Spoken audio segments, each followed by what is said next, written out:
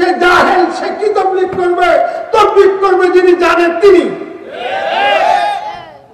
তাই যারা সন্ত্রাসী, যারা হত্যাকারী, আমরা সরকারের কাছে দাবি জানাই আসছি। আজকে আমার বক্তব্য বলেছিলাম বিশাল জমায়েতের মধ্যে যে আমরা সুস্পষ্ট ভাষায় দাবি জানাচ্ছি, কোন সন্ত্রাসীরা তাবলীগের কোন কাজ করতে পারবে কোন মসজিদে না, পুরা জিঞ্জিরা, পুরা কলমা এলাকার মধ্যে কোথানে কোন সন্ত্রাসী যারা তাবলীগের নামে একটা মুসলমানের নাম ধরে তারা ঘুমন্ত মানুষগুলাকে, তাহাজ্জুদরত মানুষগুলাকে হত্যা করেছে, তারা হত্যাকারী সন্ত্রাসী। তাবলীগের মধ্যে সন্ত্রাসী আছেন, দেখছেন নি? রাসূলুল্লাহ সাল্লাল্লাহু আলাইহি ওয়াসাল্লাম মাইর খাইছেন না মাইর দিছেন? ওরা মাইর কিভাবে মাইর দিছে দেখছেন? জব করেছে, যেগুলা কোন মানুষ কল্পনা করতে পারে না এমন কাজ করেছে এই সন্ত্রাসী। কিসের তাবলীগী? তারা সন্ত্রাসী, ডাকাত, হত্যাকারী। তাদের বিচার করতে হবে, তাদেরকে গ্রেফতার করতে হবে। তাদের মামলা যে তাদের জামিন দেওয়া হয়েছে, জামিন বাতিল করতে হবে। তাবলীগ হয় কোত্থেকে? মসজিদ থেকে। তাবলীগ করি কোত্থেকে? মসজিদে সব গুজারি করে তাবলীগ সব কিছু আমল মসজিদ থেকে। মসজিদ গুলো কার হাতে? কারা চালায়? আলেমরা চালায়। তাইলে তাবলীগ আলেমদের তত্ত্বাবধানে চলবে, কোন মুলুক্কর তত্ত্বাবধানে চলবে না। মসজিদে ইমামতি করি আমরা, খুতবা দিই আমরা, ওয়াজ করি আমরা, ওয়াজের মাঠ, ওয়াজের মিম্বর, তারপরে ঈদের মেহরাব মিম্বর, খেতাবের মিম্বর, মসজিদ, মাদ্রাসা, উলামায়ে কেরামের তত্ত্বাবধানে তাবলীগও চলবে। উলামায়ে কেরামের তত্ত্বাবধানে, অন্য তত্ত্বাবধানে তাবলীগ চলতে পারে না। কারণ তাবলীগ করবেন কি বলেন? কি কোরআন হাদিস না? তো ওই বেটা এত যদি ওই হুজুরা ওফাকে বললেন না, ইউনূস সাহেবরে যদি বলা হয়, ডিসিকে বলা হয় আলহামদুলিল্লাহ সূরাটা একটু পড়েন তো সহিশুদ্ধভাবে, তো উনার তো ফাজমা গরম হয়ে যায়। কি ভাই, উনার ফাজমা গরম হয়ে যায় না? তাইলে উলামায়ে কেরাম তাবলীগ করবেন, উলামায়ে কেরাম। তাইলে উলামায়ে কেরামের তত্ত্বাবধানে তাবলীগ পুরো বাংলাদেশে না, সারা পৃথিবীতে চলে আসছে, চলবে। কোন জাহিল মূর্খ ও ইঞ্জিনিয়ার ও আছে, সে কি আলেম? সে কিভাবে তাবলীগের মুরব্বী হয়? তার ছেলে উসামা আমার ছাত্র, তাকে আমি বিশাল সমাবেশের মধ্যে বলেছি, তুমি আমার ছাত্র, তোমাকে বলি তোমাকে মরতে হবে কিয়ামতের ময়দানে, আল্লাহর কাছে কি জবাব দিবা? এই সাহেব বলেছে। ওই মোবাইলটা, এই মোবাইল আপনাদের আছে? যার কাছে এই মোবাইল আছে তার নামাজ হবে না। এই মোবাইল আমার কাছে আছে তো আমার নামাজ হবে না? আমি তো 39 বছর খতিব, জুমা পড়াই পুলিশ হেডকোয়ার্টার অপোজিট মসজিদ গুলিস্তান, বাইতুল মোকাররমের পরে সবচেয়ে বড় মসজিদ আমার মসজিদ, সেখানে 39 বছর জুমা পড়াইছি। আজকে কত বছর থেকে এটা ব্যবহার করি, আমার তাইলে নামাজ হবে না? এটা কি ফতুয়াটা বলেন কি?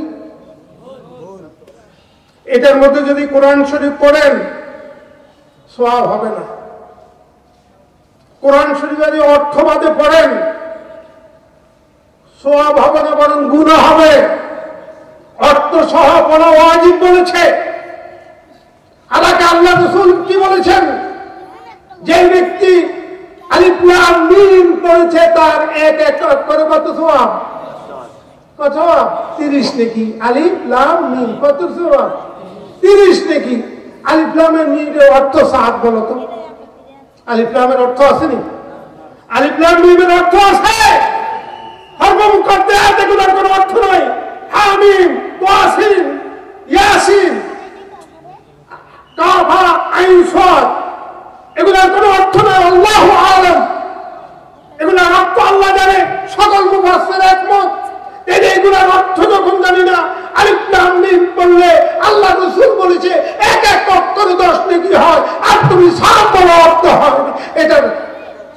জানা ওয়াজিব, যদি না জানো সওয়াব হবে না বরং গুনাহ হবে।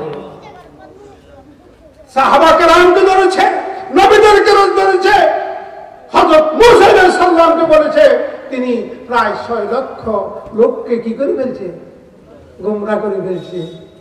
নবী গোমরাহ করার জন্য না হেদায়েতের জন্য? রাসূলুল্লাহ সাল্লাল্লাহু আলাইহি ওয়াসাল্লামকে বলল আল্লাহ বলে কষ্ট দিয়ে দিছি, নাউযুবিল্লাহ। আল্লাহ রাসূলের কষ্ট দিছে, সুবহানাল্লাহ। আল্লাহ রাসূলুল্লাহ যে কি পাগল ছিল, রাসূল একটু মন খারাপ করলে সাথে সাথে অভিনন্দন করে দিত, ওদিকে যাইতে পারবো না, সময় নেই, নাইলে বলতাম দেখাইতাম কোরআন হাদিসগুলো। এত ভালোবাসা রাসূলের প্রতি আল্লাহ, এত মহব্বত, সবচেয়ে প্রিয় মানুষ মুহাম্মদ রাসূলুল্লাহ সাল্লাল্লাহু আলাইহি ওয়াসাল্লাম, সে রাসূলকে বলে আল্লাহ কষ্ট দিয়েছেন। এসব কথাবার্তা যেগুলো সাহেব বলেছেন, কেউ যদি বিশ্বাস করে তার ঈমান থাকবে না। সাহেবের সাথে আমাদের কোনো দুশমনি নাই। এই তাবলীগের ভাইদেরকে বলি, ভাই ফিরে আসো, একসাথে খেয়েছি, থেকেছি, একসাথে তাবলীগের কাজ করেছি, করি নাই ভাই? আজকে তোমরা কেন আলাদা? তোমরা আমাদের ভাই, আমাদের দেশি, আসো একসাথে আমরা তাবলীগ আগের মতো করি। কি কর ভাই? সে দাওয়াত এদেরকে দিই। তোমরা সাহেব ইন্ডিয়া, আমাদের প্রদেশ সরকার, জালেম সরকার, যে স্থলভাগে জায়গা পায় নাই, আকাশে পায় নাই, সমুদ্রে পায় নাই, ওই নদীতে গেছে, দাড়ি কেটে সেখানে কি ধরা খাইছে, কলা গাছের মধ্যে স্থলভাগে যে আশ্রয় দিছে সেখানে কি ধরা খাইছে, তারপরে আকাশে উড়িয়ে যাবে। সেটাও বাংলাদেশের রাডার, ইন্ডিয়ার 7টা রাজ্যের রাডার বন্ধ করি তুমি শেষ হাসিনাকে পালাতে হয়েছে। তাইলে ওই ইন্ডিয়ার পালাইতে হয়েছে আমাদের দেশের আলেমদের, মুসলমানদের দুশ্মন শেখ হাসিনাকে। ওই দেশে সাহেব, ওই দেশে, সে দেশের লোকের প্রতি তোমাদের এত ভালোবাসা কেন? কারণ পতিত সরকারের সাথে তোমাদের আতাত আছে, আমরা জানি। তোমরা 18 সালে আমাদেরকে হত্যা করেছ টঙ্গীর ইজতেমার মাঠে, এই সরকারের সাথে তোমাদের সম্পর্ক, সুসম্পর্কের কারণে। তাই আমরা ওই পতিত সরকারকে আর দেখতে চান? আর জুলুম দেখতে চান? ইনসাফ দেখতে চান? ইনসাফ আমরা চাই, বৈষম্য চাই না। তাই ওই জালেম কি আমরা চাই না? জালেমের দূষর সাহেবকেও আমরা বাংলাদেশে দেখতে চাই না। একমত আছেন? আল্লাহ তাআলা আমাদের সকলকে কবুল করুক। আল্লাহ তাআলা আগামী বিশ্ব ইজতেমাকে সফল করুক, কামিয়াব করুক। মসজিদের জন্য, মাদ্রাসার জন্য, এলাকাবাসীর জন্য, পুরা দেশ জাতির জন্য দোয়া করেন। দুরূদ শরীফ পড়ি। আল্লাহ